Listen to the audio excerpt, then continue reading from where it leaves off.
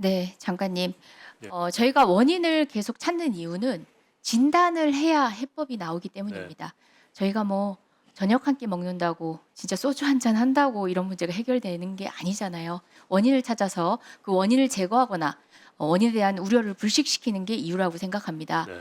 그래서 여러 가지 근거를 토대로 합리적 추론을 통해서 핵과 관련돼 있지 않느냐. 핵 무장 자체 핵무장 발언이 주요 정치인 그것도 여당에서 나오기 시작하면서 무엇보다 대통령에 의해서 나오기 시작했던 2023년 1월부터 그 문제가 심각하기 시작했다라고 추측했던 겁니다. 그런 추측을 바탕으로 해서 저희도 확인하는 경로가 있습니다. 의원들 의원 외교합니다. 네. 제가 미 상원 의원을 통해서 확인한 내용입니다. 그것이 맞다라는 것입니다.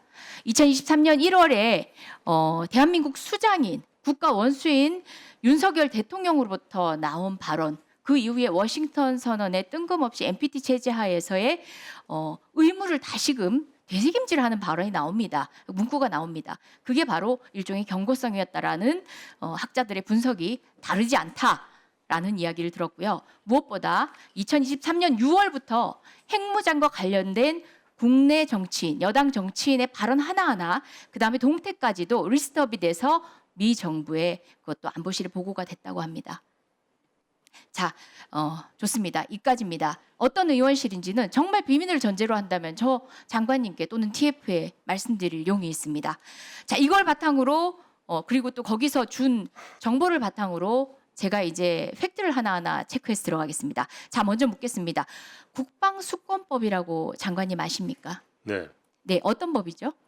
매년 그 세출 예산 법안이 국방 세출 예산에 관한 법안으로 알고 있습니다. 네, 세출 예산뿐만 아니라 팔로시 그러니까 정책도 들어가고 네. 심지어 법안을 어멘드도 하는 그러니까 개정도 하는 그런 것들입니다. 그래서 미국의 대외 군사 전략의 틀을 제공하고 한일 등 동맹국에 대한 뭐 방위 정책이라든지 주한 미군 문제, 대북 확장 억제 전략 이런 것들 다 들어가는 군사적 전략의 총체이기 때문에 이 부분에 있어 가지고 대한민국 정부는 누구보다 예민하고 또 그것들이 하원 통과되고 그리고 또 상하원 조정위원회 통과되고 최종적으로 보통 12월께 통과되죠. 네. 예, 그렇게 통과되는 그때까지도 그 내용을 신경 써야 됩니다. 근데 지금 이제 에너지부 관련해서 국방수권법 안에 들어가 있다는 거 아셨습니까? 보고받았습니다. 보고받았죠. 네. 이게 처음이랍니다. 민간국가 관련 개정 법안 이 국방수권법 통과되고 며칠 뒤에 통과됩니다. 이 모든 법률의 시행 시기가 바로 4월 15일입니다. 자, 민간국가 리스트가 시행하는 시기가 4월 15일이죠. 괴를 같이 합니다.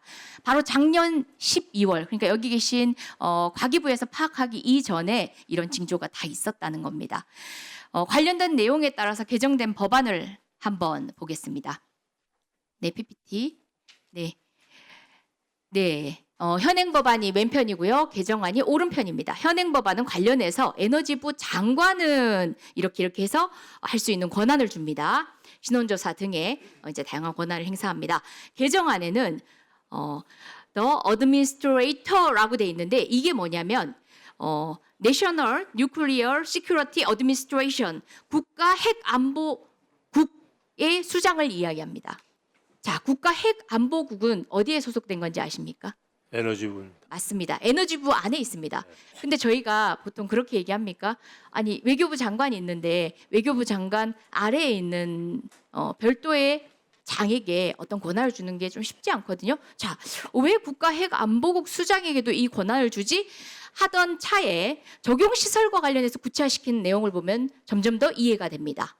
자, 적용시설이 지금도 계속 우리가 민간국가 리스트 얘기하면서 NSL 국가안보연구소의 출입에 대한 얘기만 계속 하고 있습니다.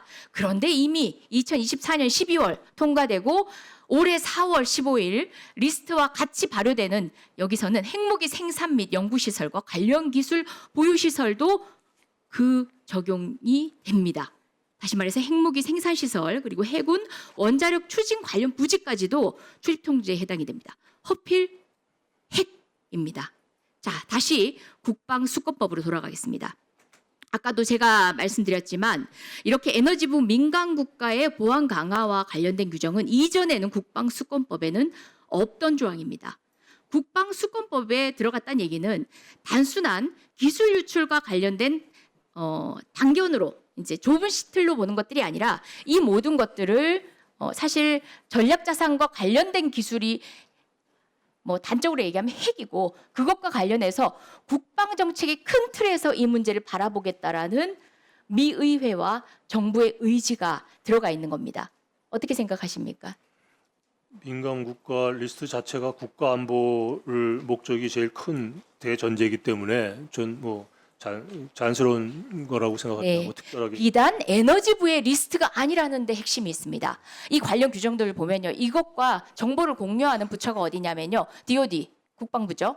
그다음에 CPS, 대통령 직속으로 들어가가지고 재무부가 주도하고 국방부, 국토교통부, 상무부, 국무부, 에너지부, 법무부 다 들어가가지고 사실 전략자산에 대한 투자까지도 심사합니다. 그리고 BIS, 상무부 소속 기관으로 수출 통제와 관련해서 합니다. 여기와 정부가 교류된다는 겁니다. 민간 국가 리스트 분명히 지정권자가 다르긴 하지만 국방부에도 있습니다. 그 민간 국가 리스트는 서로가 정보를 공유하고 사실상 이 리스트가 저쪽에 참조된다는 게 통상의 견해입니다. 다시 이야기해서 에너지부의 리스트에 그치는 것들이 아니라 어떻게 보면 윤석열 대통령의 직무가 정지되지 않았다면 자체 핵무장을 주구장창 주장해야 되는 국가 원수가 있는 대한민국은 그 어떤 방식의 제재를 또 당했을지 모른다는 겁니다. 그렇게 되고 나면 어떻게 되는 줄 알아요? 관련된 조항을 봤더니 동맹국가의 민간국가 리스트를 통보한답니다. 저희는 동맹국가잖아요. 우리한테. 그럼 우리의 우리는 통보의 대상이기도 하고 통보되는 대상이기도 합니다. 그건 잘못 알고 계신 거예요. 통보 절차는 없는 것으로 미국이 확인을 했습니다. 네, 관련해서 제가 분명히 설명드렸습니다. 제 발언을 서로가 교체해서 정보를 교환하고 참조하는 리스트라고 말씀드렸습니다. DOD의 리스트입니다. DOD 리스트가 있다는 얘기입니다. 그런 부분에 대해서 DOD의 한정이 된다, 에너지부의 한정이 된다라고 하는 것은 너무나 안이한 대처이고 이 문제를 해결하는 데 있어서 방책을 찾을 수 없는 무책임한 태도라는 지적입니다. 에너지부에 한정됐다고 생각 안 하고 있고요. 미국의 핵 외교부에 발표된 그러니까 이 건이 리스트를 보면 이거 굉장히 단순한 거야. 곧 해결할 거야. 장관 대 장관이 마주만 앉으면 진짜 해결할 것 같이 가볍게 얘기했습니다. 그런 문제가 아니라는 겁니다. 국방수권법에 들어가 있습니다. 올 한 해 미국의 국방의 틀, 전략자산 배치 틀, 주한미군 등등 모든 국가 관련된 그 틀 안에 바로 이 민간국가 리스트와 관련된 확대 개정안이 들어가 있습니다.